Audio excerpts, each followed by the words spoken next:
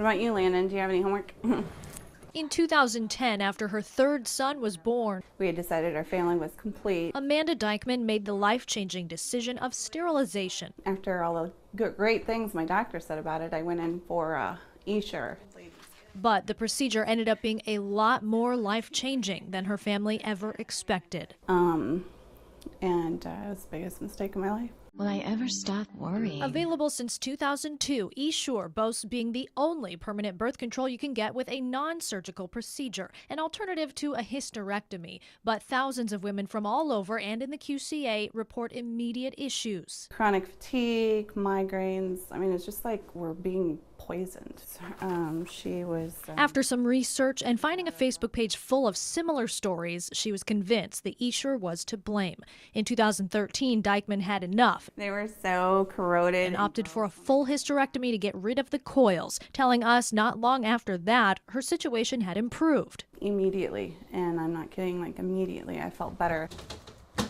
Back to normal, it seemed, happy, healthy, and enjoying family life. Honey, can you hand me the ketchup? But Dykman would later start experiencing what she believes are lasting effects of Essure. But then I noticed the bloating came back. I just found out recently my abdomen's full of adhesions. Even post-removal, she's confident this too is linked to the device, simply because of how it works. A natural barrier forms around the insert to prevent pregnancy. 2 and 2 together, it causes scar tissue. That's what adhesions are. It's scar tissue all over my abdomen. Doctors we've talked to say they cannot directly associate all of these symptoms to Essure. I don't know that any birth control, temporary or permanent, particularly causes these things. I think they just happen in some people. Not that they aren't real and important symptoms, but they're probably not caused by their sterilization procedure. But Dykman and other women aren't taking that for an answer, working for several years now to see Essure pulled off the market. Just this month, a congressman from Pennsylvania introduced a bill that would do just that. This is a country that is supposed to protect women, and in this case, it failed in doing so. And Dykman has traveled to Washington multiple times to raise awareness of the so-called E-Free Act. It's gaining momentum.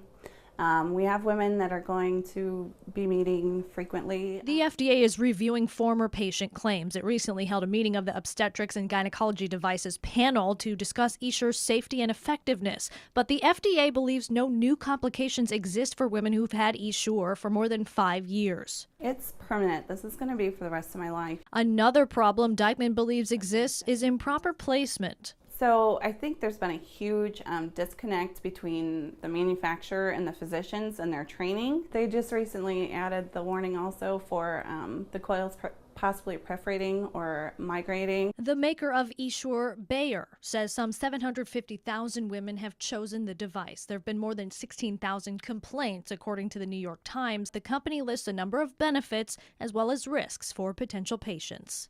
You gonna knock those out real quick? Still, Dykman says she can't sit by and let what she experienced happen to other women. It's not okay. It's just birth control. It's just birth control. There's other options, and there needs to be more studies. I think safer birth control needs to be a priority.